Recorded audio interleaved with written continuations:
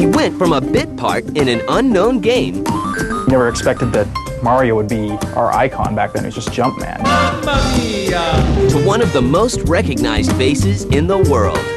We instantly fell in love with Mario, the character. Along the way, he helped save an industry. The time was ripe for a new video game console, and the time was ready for a new hero. And all of a sudden, video games were back on top, and it's all thanks to Mario Brothers. And changed the way we play. That's the brilliance of the whole Mario series, is that it was this gameplay, and that's something Miyamoto is famous for. A lot of the games just look like things that children do. You know, developers still point to it as one of the best games of all time. This is the story of Mario.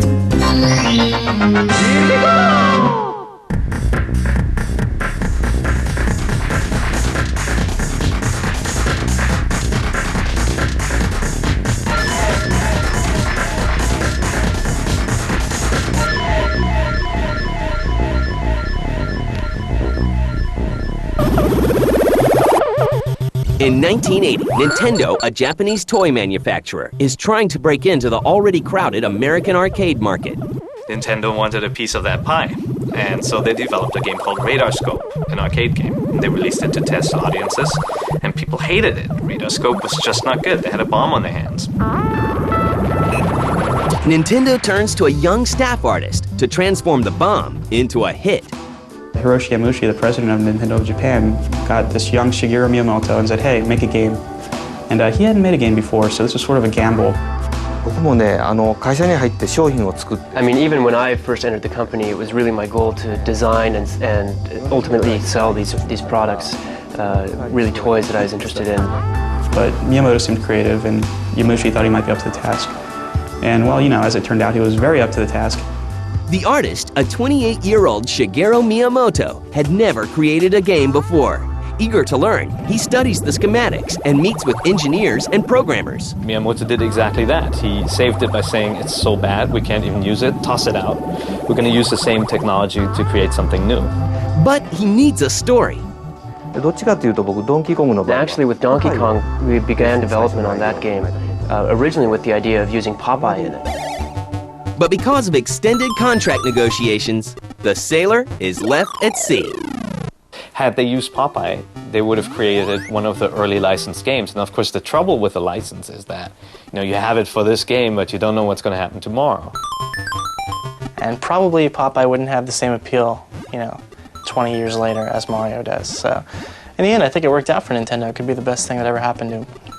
So Miyamoto decides instead on a stubborn gorilla who breaks free from his cage and kidnaps his keeper's girlfriend. The goofy carpenter who has to rescue the girl is a little man with a big nose and an even bigger heart, named Jumpman.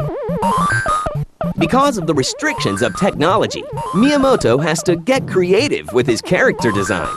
And Jumpman, you know, is this tiny little sprite with a mustache and a hat and overalls, and we know him well today, but the only reason why he looked like that back then was because of the limitations of the hardware. Without a mustache, the Mario sprite would have looked really weird because you wouldn't be able to see the nose in the face. So there's your reason why the guy has a mustache. Hair would look really weird, so they decided, hey, let's give him a hat.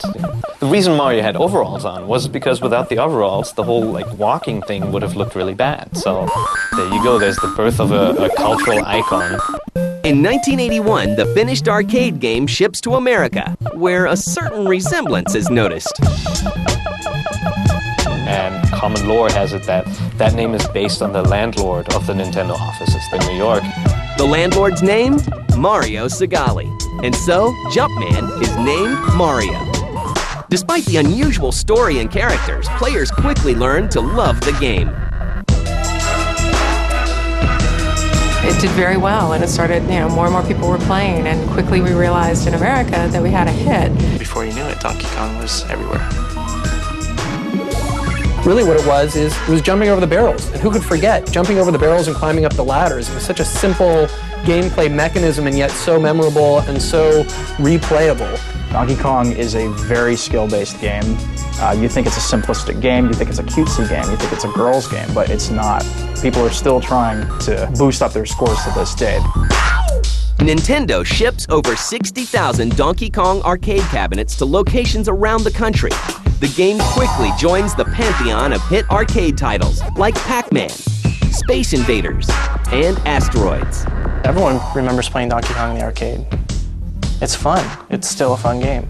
And it reminds you that the early games, as far as minimal as they were, they knew what was going on. It's just one of the classics. To me, Donkey Kong holds a very precious place for me because that was really the first time where I was recognized for my work in game design. I mean, up to that point, video games had been designed mostly by technical people, and it was really the first time that a designer had actually created a game and been recognized for that work. After his uncredited success in Donkey Kong, Mario takes his first starring role in Mario Brothers, released for the arcades. Along the way, Mario's character is fleshed out a little more. Mario kind of went from just Jumpman, this semi-generic-looking character, to kind of a living, breathing character. He was Mario now. And he was a plumber, and he had a brother named Luigi. And the two of them could go through this little game universe and, tear it up. It was cool. Kind of gave way to the franchise. Gamers are impressed with the new ways to play. I was attracted to the game when it first came out in the arcade simply because of that whole versus co-op element that we hadn't seen very often. The game becomes a hit for Nintendo, and Mario becomes a celebrity. The whole Mario name became a household name. Mom knew that you were playing Mario, whereas, that other game was that shooting game with the stupid spaceships, or, the one with the two Western heroes. Nintendo had succeeded more than anyone could have hoped, but things were about to get a little more super.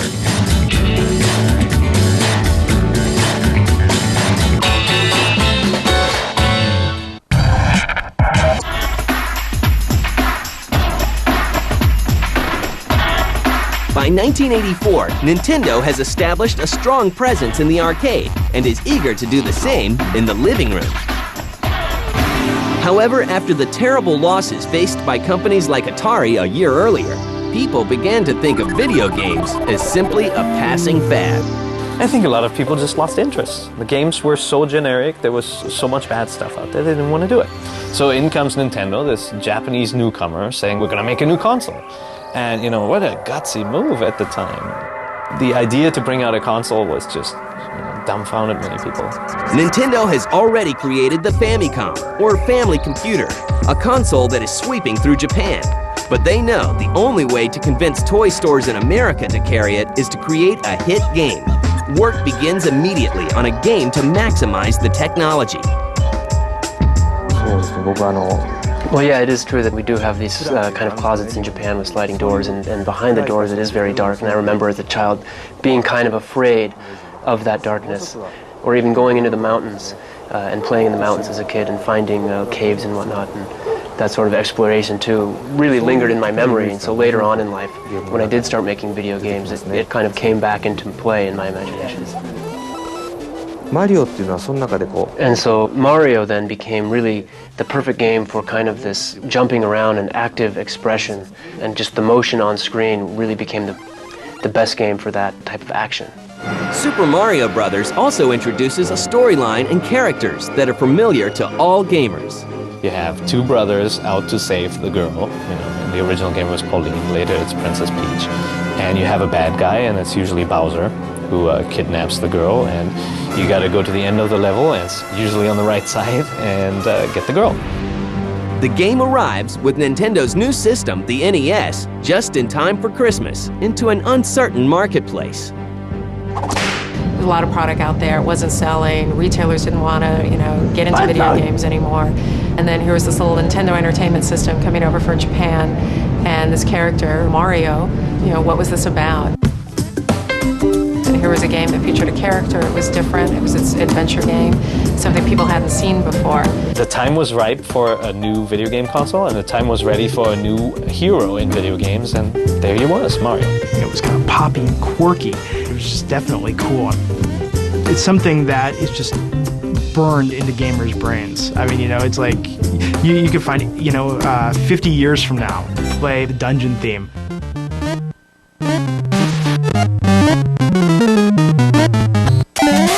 Or play the above ground theme. And it's like they'll know exactly what you're playing. You know, they'll just recognize it instantly. With your partner in such secrets was just amazing. You looked forward to something new every time you played it because you'd find a cool new pipe you could go down. Or like, oh, a one-up was there, I did not know that. And just a really cool learning experience, and it's just fun all around. And I think that's the brilliance of the whole Mario series, is that it was this gameplay. I mean, it was about the gameplay, and that's, you know, something Miyamoto is famous for. Making it about the gameplay, starting with the gameplay and letting everything follow from that.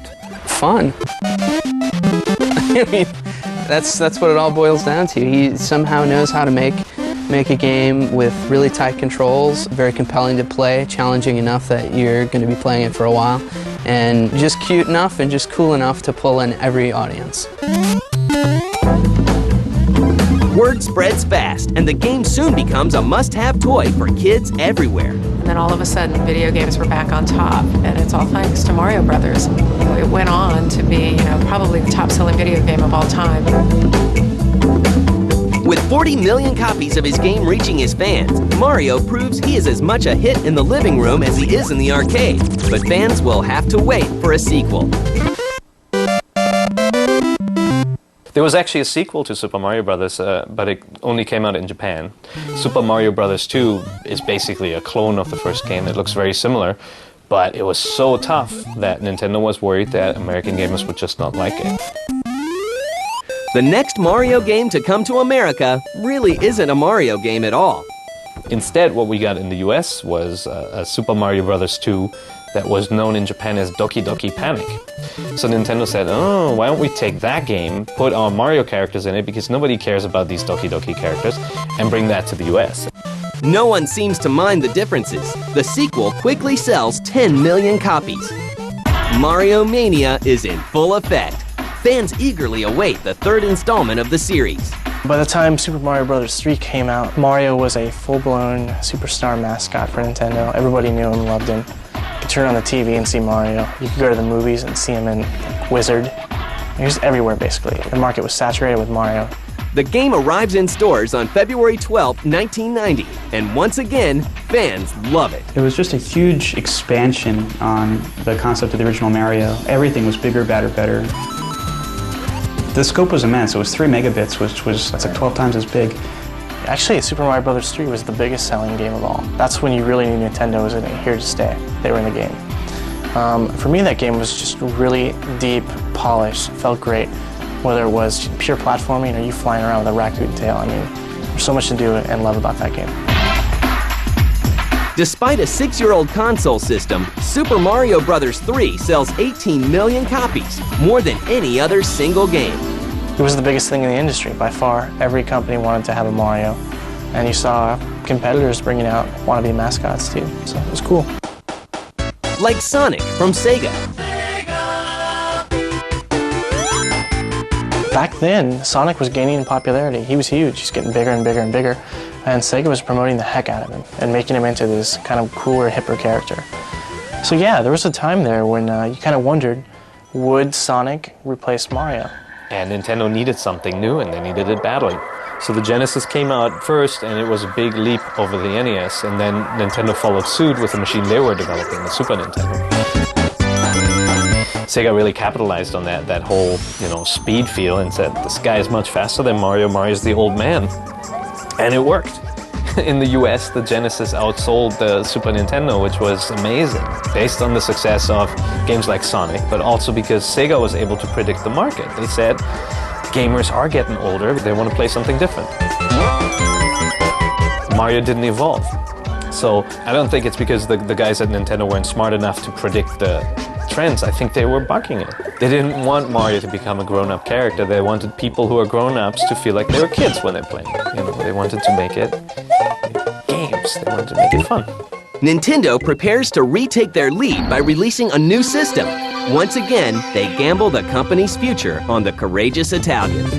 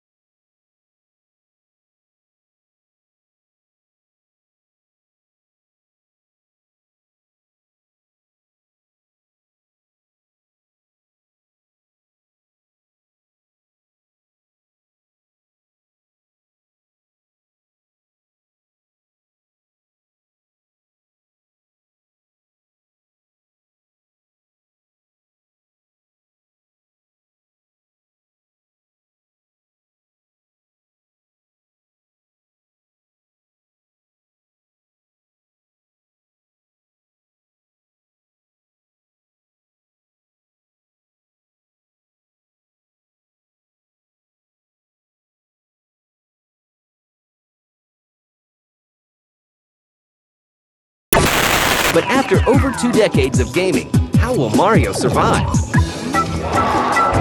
There's so many characters out there, so many mascots and cooler characters vying for people's attention that Mario is often forgotten.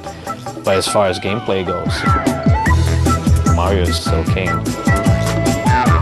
I think Nintendo's insistence that they keep Mario pure and kind of a mascot that appeals to all ages, has kind of helped the company over the years because Mario's become this family-branded thing, and parents can go into a shop and pick up a Mario game, and they know that they're going to have something healthy for their kids. It's not going to be packed full of blood and guts or whatever. Mario is really a gaming icon because he's been around so long. As a character, this guy, has been around longer than anyone else. Unless you count the square pong ball, I remember that one. Or the little triangle asteroid ship. As a character, Mario is really, has so much longevity because he's instantly memorable, and we've seen him for such a long time. With 6 of the 10 all-time best-selling games and over 20 years of innovations, Mario's effect on the world of gaming is undeniable. Just like Citizen Kane, it's really the archetype for a really good movie, and directors will always refer back to it. Mario is the one 3D game that people will refer back to. So I think all around the industry, whether people are playing Nintendo games now or have played them in the past, that be it, consumers or the people making the games, I think you're going to find Nintendo influence everywhere.